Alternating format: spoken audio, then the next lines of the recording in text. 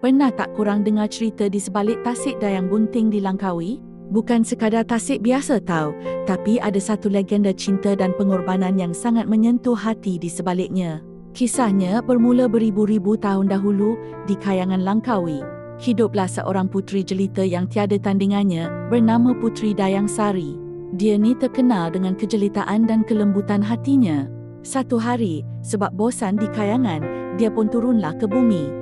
Dia tertarik dengan sebuah tasik yang airnya jernih macam kristal. Masa tengah syok bermain di tasik tu, tiba-tiba dia terpandang seorang pemuda. Bukan calang-calang pemuda, tapi seorang putera raja yang kacak bernama Mak Teja. Macam dalam filem, mata bertentang mata, hati terus terpaut. Mereka jatuh cinta pandang pertama. Cinta mereka begitu kuat, sampaikan mereka tak sanggup berpisah.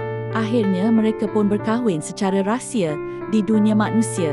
Puteri Dayang Sari sanggup tinggalkan Kayangan demi cinta sejatinya. Tak lama lepas tu, kebahagiaan mereka bertambah bila Puteri Dayang Sari disahkan mengandung. Dia pun melahirkan seorang bayi lelaki yang sangat comel, pelengkap cinta mereka berdua. Tapi kebahagiaan tu tak lama. Langit tak selalunya cerah. Selepas 7 hari dilahirkan, bayi kesayangan mereka jatuh sakit dan meninggal dunia. Bayangkan hati ibu mana yang tak hancur luluh? Sedihnya tak terkata. Dengan hati yang berkecahan dan air mata yang tak henti-henti mengalir, Puteri Dayang Sari mendukung jasad anaknya yang sejuk kaku. Dia berjalan perlahan-lahan menuju ke tasik, tempat pertama kali dia bertemu dengan Mak Teja. Sebelum melepaskan jasad bayinya ke dalam air tasik yang tenang tu, dia berdoa. Dia berdoa dengan sepenuh hatinya agar tasik ini menjadi tempat yang suci. Tempat yang boleh membawa rahmat dan kesuburan kepada semua wanita di luar sana yang teringin nak ada anak tapi belum ada rezeki. Dia tak nak orang lain rasa kesedihan yang sama. Selepas melepaskan anaknya dengan hati yang berat, Puteri Dayang Sari pun gaib. Dia kembali semula ke Kayangan, meninggalkan dunia manusia dan cintanya buat selamanya. Yang ajaibnya, selepas kejadian tu, bentuk pulau di sekeliling tasik tu berubah.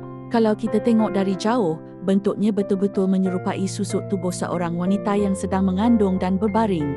Sebab itulah tasik ni dinamakan Tasik Dayang Bunting.